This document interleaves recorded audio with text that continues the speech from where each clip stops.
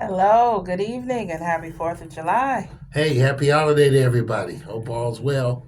Yes, I am Denisha Hill, And I am Sheldon Hill. and we are here with you today to talk about a very important topic.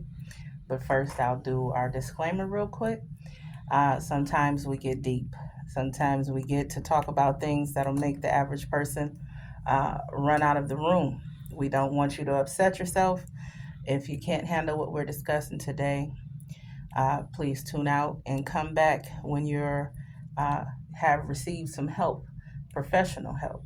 And if you don't know where to go for that, reach out to us at citywidementoring.org and we will connect you with the professionals that you need. You can call our office at 313-654-7369.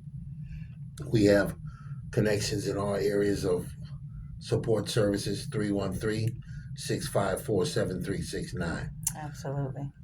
Today we're going to have a conversation about something really personal, a family issue. I was a missing dad for a long period of time in the lives of my children. And I have one Pacific child that I was not with for a long period of time come back into my life. And at this point, I'm very saddened by the fact that she had to be taken away from my life again, due to just feelings of being held hostage over the dysfunction that was in my life at that time. So, what I'm talking about is I had and have to say no to being verbally and emotionally abused. Um, I felt guilty over some things that I had not done with and for her, or she feels that I had done to her by neglecting her, and I allowed her back into my life, and it became a very challenging issue for me. Saying no to someone that you love is never probably easy for any of us, but because I've had to do something that was probably not safe for her. She had to move out and go someplace where I don't know where she is right now. It's causing me some distress. And so, but I had to ask for help. And of course, when I need help for issues, I turn to my oldest daughter. I turn to Denisha for help because we tried to talk it out as a family. And this particular daughter that I'm talking about, she did not want to engage in conversation.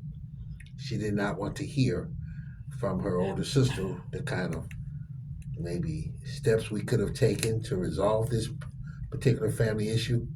So, if anyone out there listening that has had to turn someone away because they were causing them pain and suffering by holding them hostage because they did not do something they wanted them to do, because they had done something in the past that they felt they should not have done. If you've been being held hostage, please give us a call today. The radio show 313-837-1340. 313-837-1340. If you have experienced this issue or are experiencing this issue now, please give us a call. Denisha, talk to me about this. Well, so what I'll say is, first of all, like I've said for the last couple of shows, no one deserves abuse. No one on this earth owes anybody anything. At certain points, we kind of feel obligated to certain people, or we take on what we feel is a position where, we should care for someone in our family or, a close friend or something to that effect.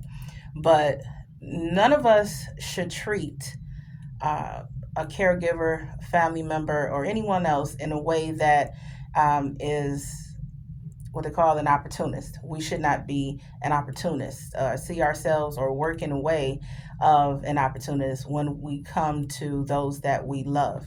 So if there is a reason that miscommunication is there, then that discussion needs to be had, which is what we were going to do when you brought up the fact that we as a family will sit down together.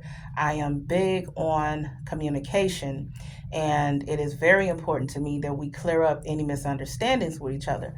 because there is a lot of hurt. But as I've said plenty of times before, it we have to understand, number one, that your, as you say, your moment of would you say you were in a coma for 30 years, For we have to years. understand that that wasn't you, and for anyone dealing with a loved one currently in active addiction or currently in recovery, we have to accept and understand that they did things that they're not proud of.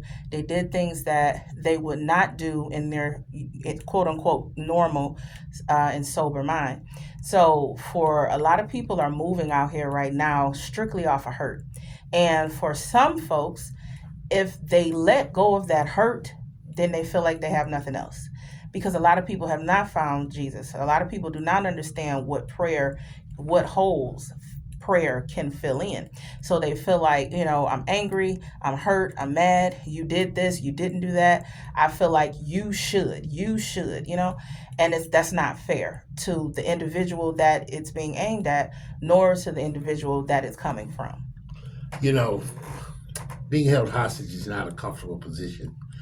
Um, my commitment to change has been tremendous.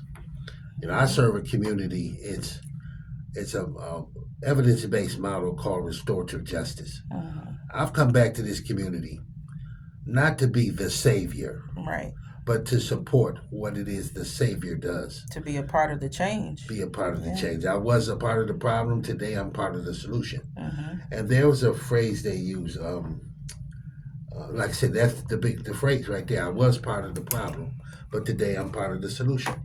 And so, what the Savior has done and has shown me how to do is to give back. Servitude is something I practice, and it's on a regular basis. There are phrases in the Bible where it says, "Well, you've done this for the least of these, you've done it for me." And so, serving you to me is serving God because we are a temple. Mhm. We are God's temple.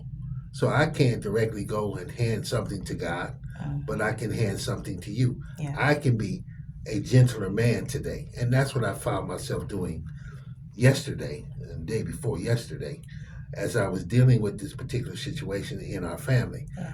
Not making sure that I did not growl and bark and, Right.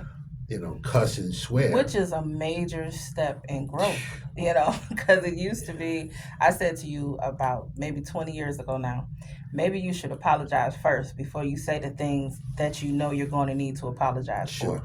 And I've seen you make strides in that way to where now it's led you to thinking it through first and then talking to me about what you were probably going to say, Sure. but you Yeah. didn't actually say it, and you're seeking clarity and a way to say it properly. So that is major, major growth. Thank you. Thank you. Today, my phrase I use with a lot of young men when they get in situations like I was faced with, a good run is better than a bad stand any day. Yeah. It's better to run because it's easy to get in trouble. You can Yes. say something out of your mouth, you can't take it back. The tongue is a weapon that Yeah. is so hurtful. Yeah. You can't take back what you say. Yes. And so, therefore, why not find a way to not say it? Or Yeah. if you do have to say something, say it kinder. Yeah. Take some time to think before you let it come out of your mouth, because Sure. most of the times hurt is coming out first. It's pure raw hurt emotion. And to the point where the person, and I've seen people, with the face right after they say something extremely hurtful, and you can see that thought, dang, I shouldn't have said that. But then they instantly go back into angry mode because it's like, well, forget it, I said it now. And it's like not realizing that that right there could have been the moment to take it, back and turn it down another way and clarify what they really wanted to say outside of that hurt. But you can't take back the feeling the person has now that you said it. Yeah. And that's what my goal is today because, I'm a man and you guys are ladies and I love you. And the last thing I want to do is to bring any